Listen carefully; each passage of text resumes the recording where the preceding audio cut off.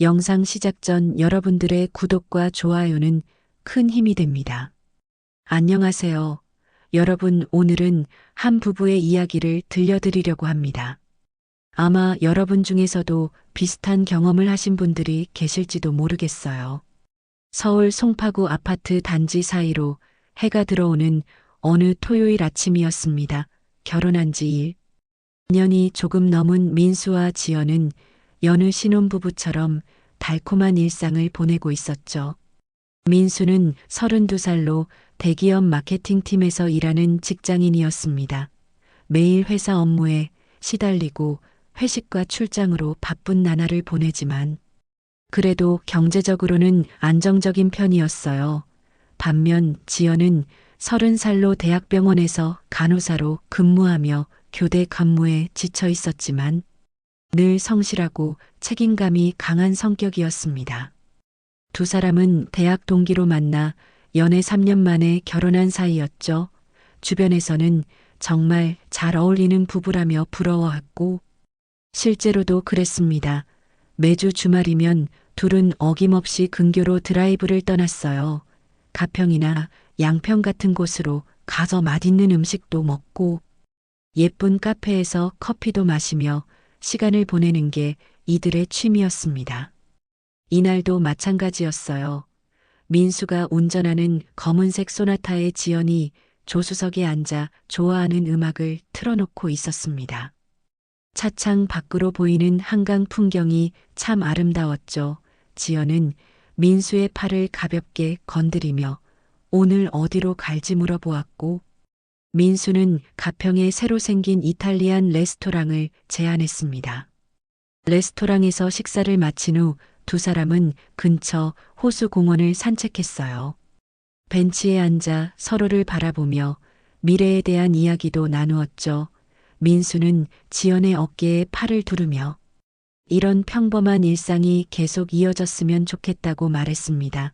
지연도 민수의 품에 기대며 매일 이렇게 살 수는 없지만 주말만큼은 둘만의 시간을 가질 수 있어서 좋다고 화답했어요.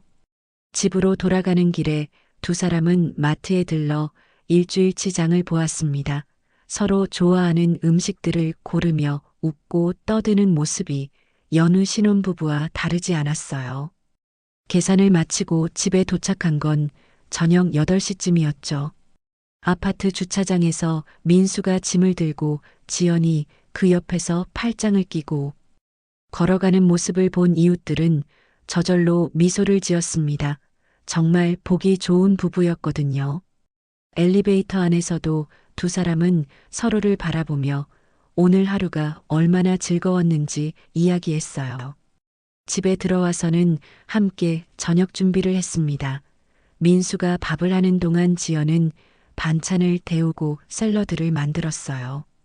소파에 나란히 앉아 텔레비전을 보며 식사하는 것도 이들만의 소소한 행복이었죠.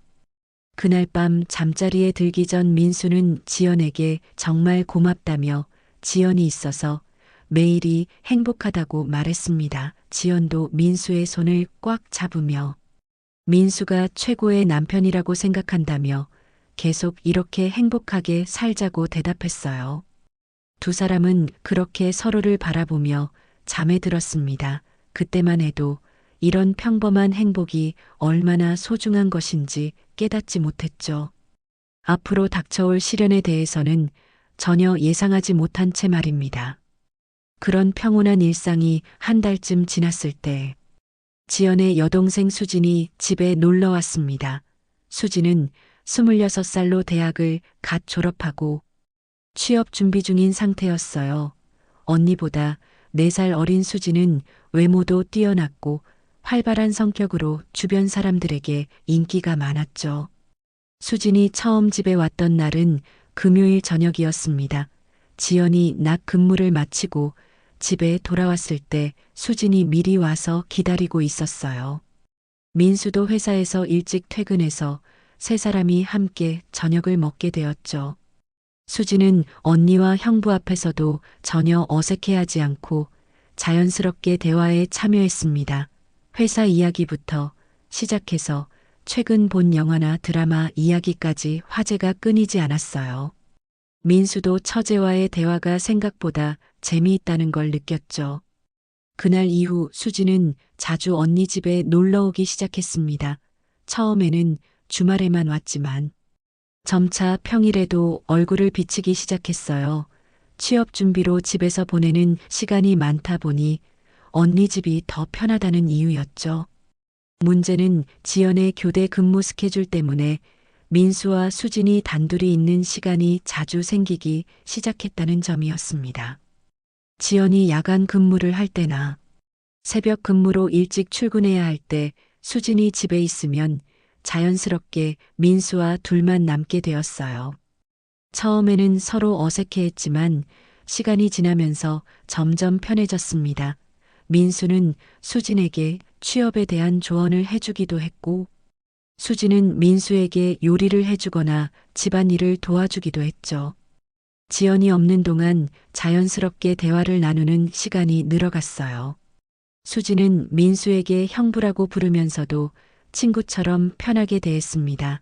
나이 차이가 많지 않다 보니 공통 관심사도 많았고 대화도 잘 통했어요.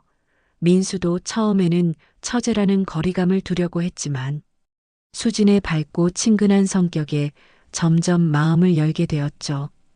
어느 날 지연이 이틀 연속 야간 근무를 하게 되었을 때 수진이 언니를 대신해서 민수를 챙겨준다며 저녁을 해주었습니다. 둘이 함께 식사를 하면서 서로의 일상에 대해 더 깊이 있는 대화를 나누었어요. 민수는 회사에서 받는 스트레스에 대해 털어놓았고 수지는 취업에 대한 불안감을 솔직하게 이야기했죠. 그런 대화를 나누면서 둘 사이에는 묘한 동질감이 생겨나기 시작했습니다. 지연에게는 말하기 어려운 속마음도 서로에게는 쉽게 털어놓을 수 있었어요. 나이도 비슷하고 세대도 같다 보니 서로를 이해하는 부분이 많았죠. 수지는 점점 더 자주 언니 집에 오게 되었고 때로는 지연이 없는 날에도 민수가 혼자 있을 것 같다며 찾아오기 시작했습니다. 민수도 처음에는 부담스러워했지만 시간이 지나면서 수진이 오는 날을 은연중에 기다리게 되었어요.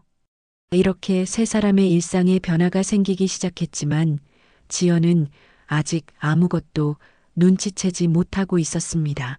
오히려 동생이 자주 와서 민수와 친하게 지내는 모습을 보며 가족 같아서 좋다고 생각했죠.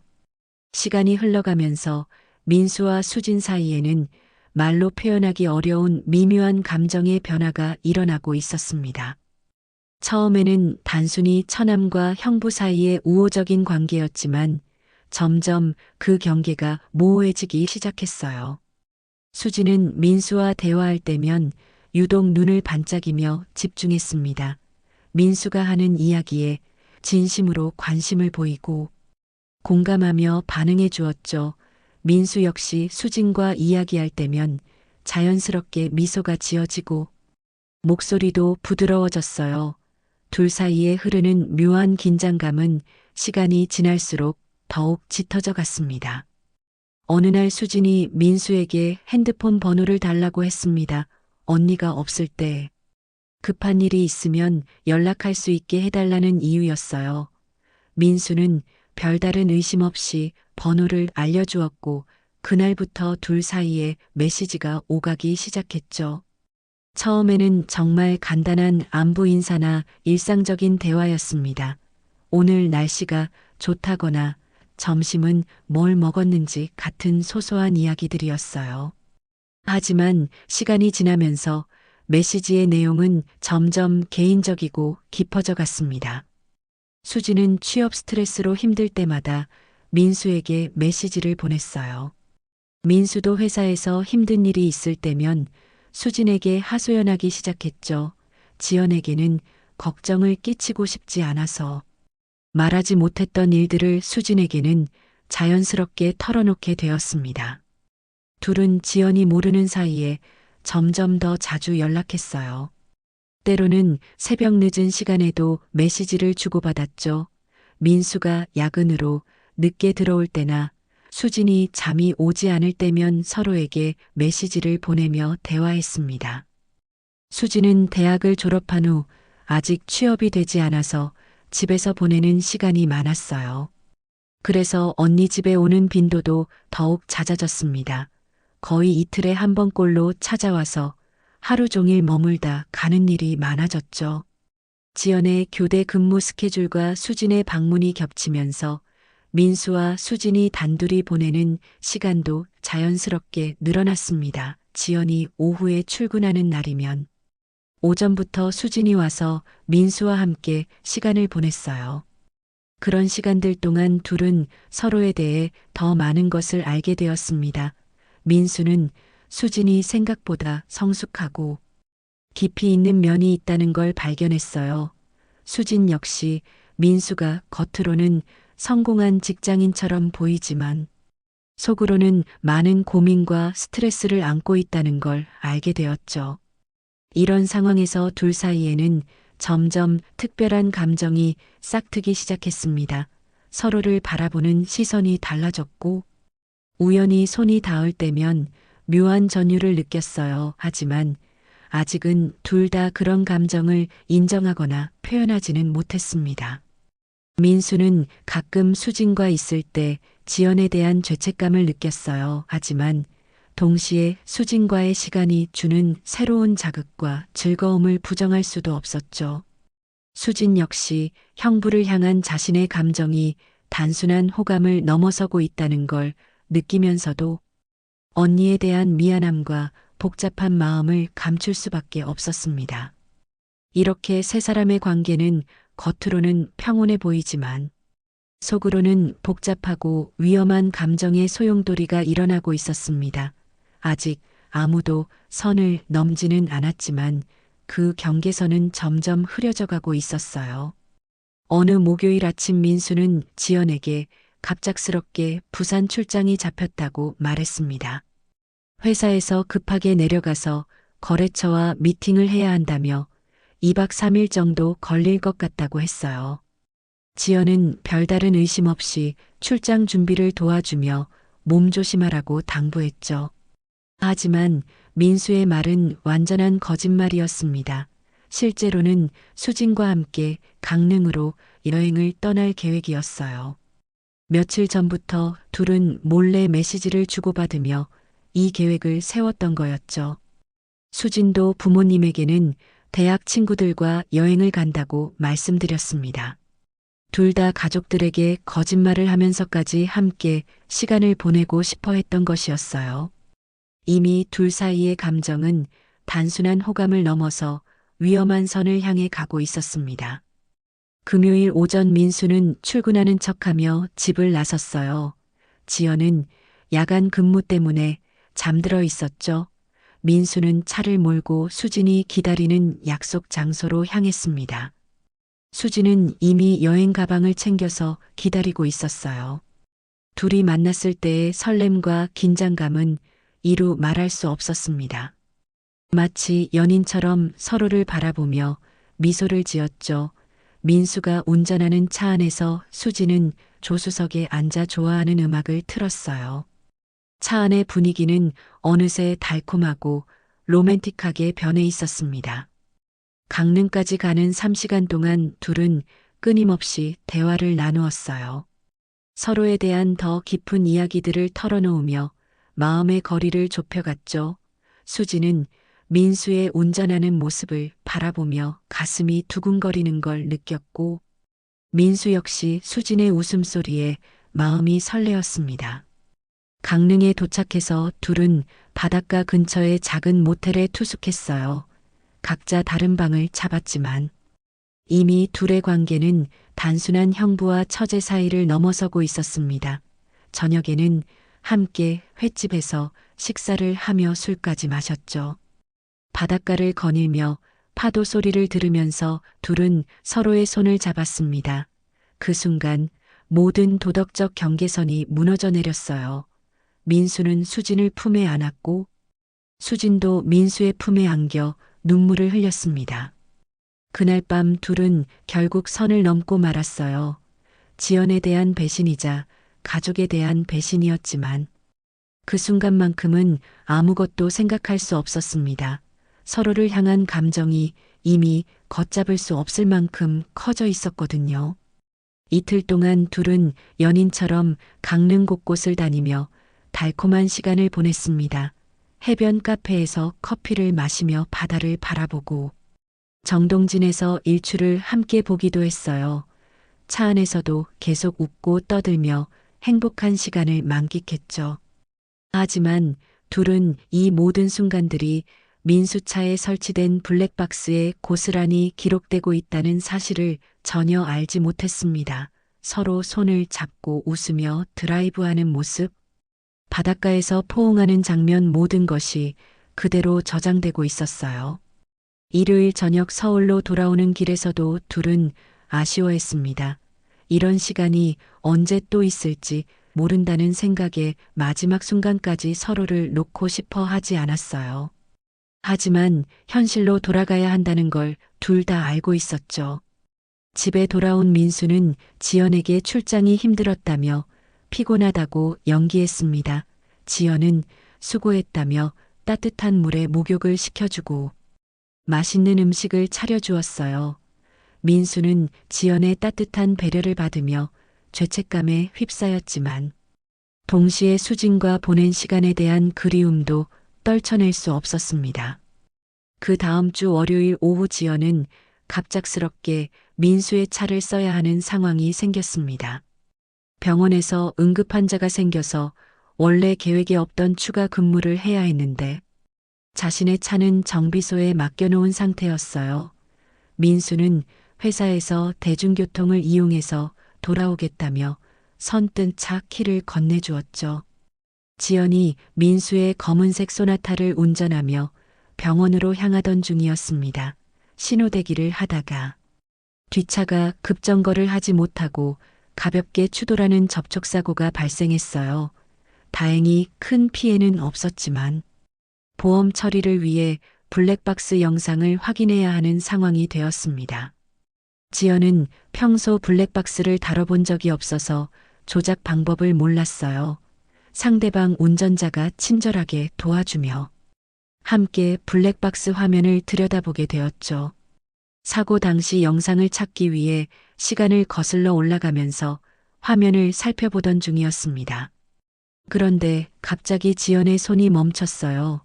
블랙박스 화면에 나타난 영상이 믿을 수 없는 모습을 보여주고 있었거든요. 민수가 운전하고 있는데 조수석에 앉아 있는 사람이 바로 자신의 동생 수진이었습니다. 지연은 처음에 착각인가 싶어서 눈을 비비고 다시 봤어요. 하지만 분명히 수진이 맞았습니다. 화면 속에서 수진은 민수와 손을 잡고 있었고 둘 다 환하게 웃으며 즐거워하는 모습이었죠. 마치 연인처럼 다정한 모습에 지연은 머리가 하얘졌습니다. 상대방 운전자는 지연이 갑자기 얼굴이 하얗게 변한 걸 보고 괜찮냐고 물어봤어요.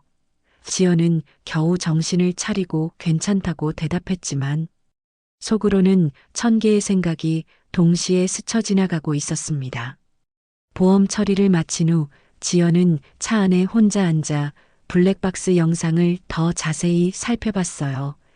날짜를 확인해 보니 바로 민수가 부산 출장을 간다고 했던 그 주말이었습니다. 하지만 영상 속 배경은 부산이 아니라 강릉이었죠. 바다가 보이는 해안도로를 달리는 모습이 선명하게 담겨 있었어요. 더 충격적인 건 둘의 표정과 행동이었습니다. 수진은 민수의 어깨에 기대기도 하고 민수는 수진의 손을 잡고 운전하기도 했어요. 완전히 연인 사이처럼 행동하고 있었습니다. 지연이 아무리 봐도 이건 단순한 오해나 착각으로 넘어갈 수 있는 상황이 아니었어요. 지연은 차 안에서 몇 분간 멍하니 앉아 있었습니다. 자신이 본 게 현실인지 꿈인지 구분이 안 될 정도였어요. 남편과 친동생이 자신 몰래 여행을 가서 연인처럼 행동했다는 사실이 믿어지지 않았거든요. 눈물이 주체할 수 없이 쏟아져 내렸습니다. 배신감과 충격, 분노와 슬픔이 한꺼번에 밀려왔어요. 가장 믿었던 두 사람에게 이런 배신을 당할 줄은 꿈에도 생각하지 못했거든요. 지연은 핸들을 꽉 잡고 울음을 참으려 했지만 소용이 없었어요. 결혼 반지를 끼고 있는 자신의 손을 보면서 더욱 참담한 기분이 들었죠. 1년 넘게 행복하다고 생각했던 결혼 생활이 한순간에 무너져 내렸습니다. 이 상황을 어떻게 받아들여야 할지, 어떻게 대처해야 할지 전혀 감이 잡히지 않았어요. 당장 집에 가서 민수를 추궁해야 할지, 아니면 더 확실한 증거를 모아야 할지 머릿속이 복잡했습니다. 지연은 한참을 차 안에서 울다가 겨우 마음을 추스르고 병원으로 향했어요. 하지만 일하는 내내 집중할 수가 없었습니다. 환자들을 돌보면서도 계속 블랙박스 영상 속 장면이 머릿속에서 맴돌았거든요. 그날 밤 집에 돌아온 지연은 민수와 마주 앉아 저녁을 먹으면서도 한마디 말을 꺼내지 못했어요. 민수는 평소와 다름없이 회사 일 이야기를 하며 지연에게 오늘 하루는 어땠는지 물어봤습니다. 하지만 지연은 그저 고개만 끄덕이며 대답을 피했죠. 이틀 동안 지연은 혼자서 고민에 고민을 거듭했습니다. 혹시 자신이 잘못 본 건 아닐까 하는 마지막 희망을 품고 블랙박스 영상을 다시 한번 확인해 봤어요. 하지만 아무리 봐도 민수와 수진이 연인처럼 행동하는 모습은 명확했습니다.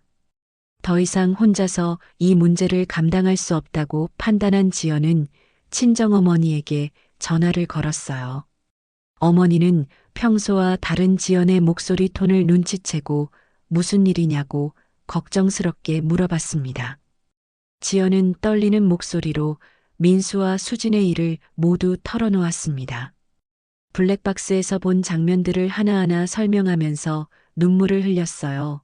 어머니는 처음에는 믿을 수 없다는 반응이었지만 지연이 구체적으로 설명하자 말문이 막혀버렸죠. 친정어머니는 바로 친정아버지에게 전화를 끊고 이야기했고 두 분은 급히 지연의 집으로 오셨어요. 아버지는 블랙박스 영상을 직접 확인한 후 분노로 얼굴이 붉어졌습니다. 어머니는 어떻게 수진이가 언니한테 이런 짓을 할 수 있느냐며 오열했어요. 그날 밤 친정 부모님은 수진을 불러내어 추궁했습니다. 수진은 처음에는 발뺌하려 했지만 블랙박스 영상이라는 확실한 증거 앞에서 결국 모든 걸 인정할 수밖에 없었어요.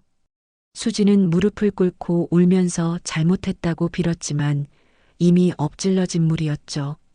친정아버지는 수진에게 당장 집에서 나가라고 소리쳤습니다. 내가 무슨 면목으로 언니와 같은 집에서 살 수 있느냐며 분노를 감추지 못했어요. 어머니도 평생 이런 수치는 처음이라며 수진을 보지도 못하겠다고 했습니다. 이어서 시댁에도 이 사실을 알려야 했어요. 지연은 시어머니에게 전화를 걸어 상황을 설명했습니다. 시어머니는 처음에는 민수가 그럴 리 없다며 지연이 오해하는 거 아니냐고 반응했어요. 하지만 지연이 블랙박스 영상을 보여주겠다고 하자 말을 잇지 못했죠. 시댁 가족들이 모두 모인 자리에서 블랙박스 영상이 공개되었습니다. 시아버지는 아들의 행동을 보고 크게 실망했다는 표정을 지었어요. 시어머니는 며느리에게 미안하다며 고개를 숙였지만 한편으로는 아들을 감싸려는 모습도 보였습니다. 민수는 가족들 앞에서 모든 것이 드러나자 더 이상 거짓말을 할 수 없었어요.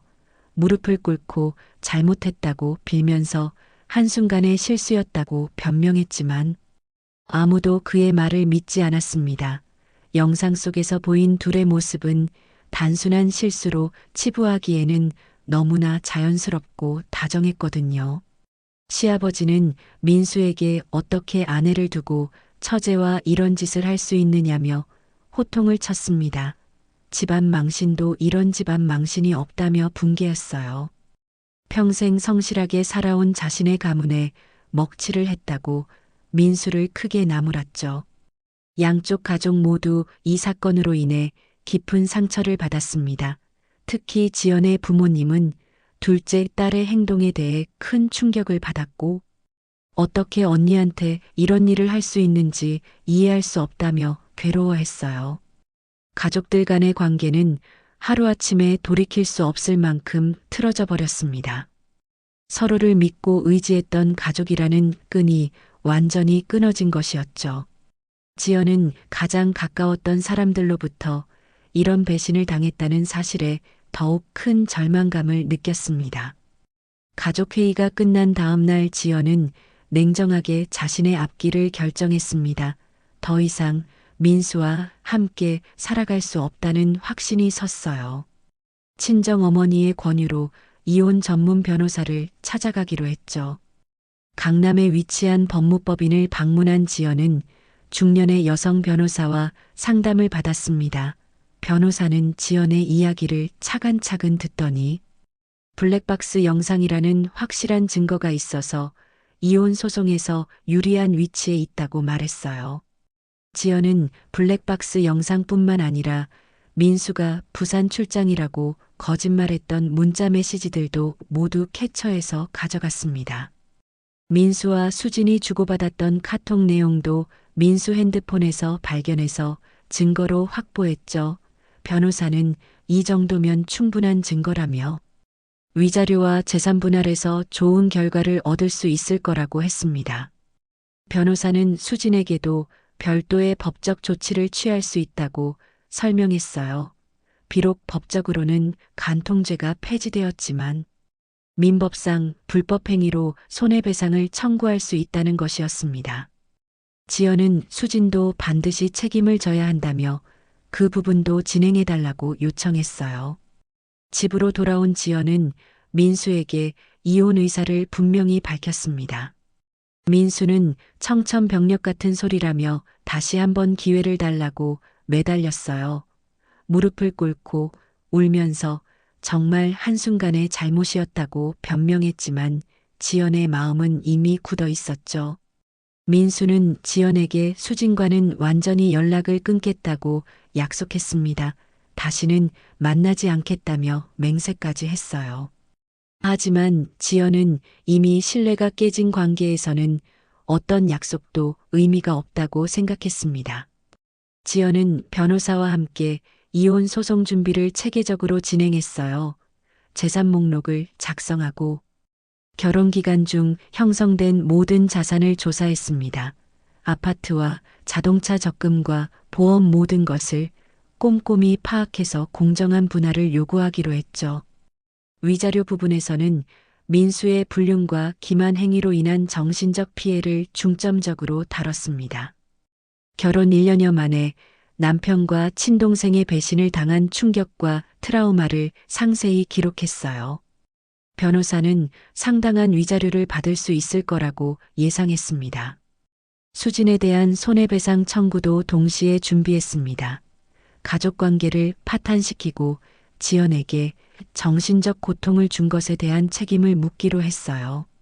비록 금액이 크지는 않더라도 도덕적 책임을 분명히 하겠다는 의미였죠.